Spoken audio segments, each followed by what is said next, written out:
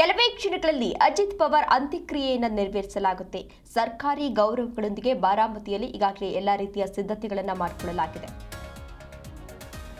ಕೆಲವೇ ಕ್ಷಣಗಳಲ್ಲಿ ಅಜಿತ್ ಪವಾರ್ ಅವರ ಅಂತ್ಯಕ್ರಿಯೆಯನ್ನು ನೆರವೇರಿಸಲಾಗುತ್ತೆ. ಸರ್ಕಾರಿ ಗೌರವಗಳೊಂದಿಗೆ ಬಾರಾಮತಿಯಲ್ಲಿ ಈಗಾಗಲೇ ಎಲ್ಲಾ ರೀತಿಯ ಸಿದ್ಧತೆಗಳನ್ನು ಮಾಡಿಕೊಳ್ಳಲಾಗಿದೆ. ಕಾಟೇವಾಡಿ ಗ್ರಾಮಕ್ಕೆ ಅಜಿತ್ ಪಾರ್ಥಿವ ಶರೀರ ಈಗಾಗಲೇ ಆಗಮಿಸಿದೆ.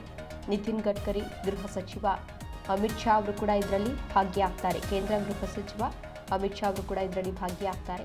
ಸರ್ಕಾರಿ ಗೌರವಗಳೊಂದಿಗೆ ಅಜಿತ್ ಪವಾರ್ ಅವರ ಅಂತ್ಯಕ್ರಿಯೆಯನ್ನು ನೆರವೇರಿಸಲಾಗುತ್ತೆ. 3 ದಿನಗಳವರೆಗೆ ರಾಜ್ಯಾದ್ಯಂತ ಈಗಾಗಲೇ ಶೋಕಾಚರಣೆಯನ್ನು ಹಮ್ಮಿಕೊಳ್ಳಲಾಗಿದೆ. ಯಾವುದೇ ಅಧಿಕೃತ ಮನರಂಜನೆ ಕಾರ್ಯಕ್ರಮವನ್ನು ಅಲ್ಲಿ ಮಹಾರಾಷ್ಟ್ರದಲ್ಲಿ ನಡೆಸುವಂತಿಲ್ಲ. ರಾಷ್ಟ್ರಧ್ವಜವನ್ನು ಅರ್ಧಕ್ಕೆ ಹಾರಿಸಿ ಪವಾರ್ಗೆ ಗೌರವವನ್ನು ಕೂಡ ಸಲ್ಲಿಸಲಾಗಿದೆ. ಪವಾರ್ ಕುಟುಂಬ ಸ್ಥಾಪಿಸಿದ ಶಿಕ್ಷಣ ಸಂಸ್ಥೆಯಾದ ವಿದ್ಯಾ ಪ್ರತಿಷ್ಠಾನ ಮೈದಾನದಲ್ಲಿ ಎನ್ಸಿಪಿ ಅಧ್ಯಕ್ಷ ಅಜಿತ್ ಪವಾರ್ ಅಂತ್ಯಕ್ರಿಯೆ ಗಮನಿಸಬಹುದು. ಅಂತ್ಯಕ್ರಿಯೆಯಲ್ಲಿ ಸಾಕಷ್ಟು ಗಣ್ಯರು ಕೂಡ ಆಗಮಿಸಿದ್ದಾರೆ.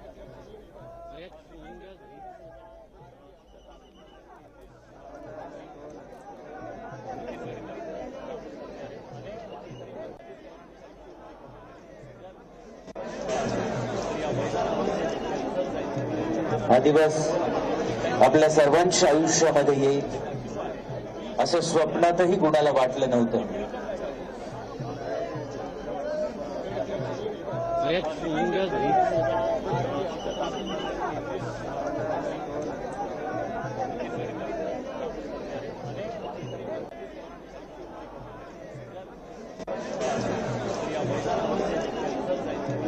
हा दिवस आपल्या सर्वांच्या आयुष्यामध्ये येईल असं स्वप्नातही कुणाला वाटलं नव्हतं.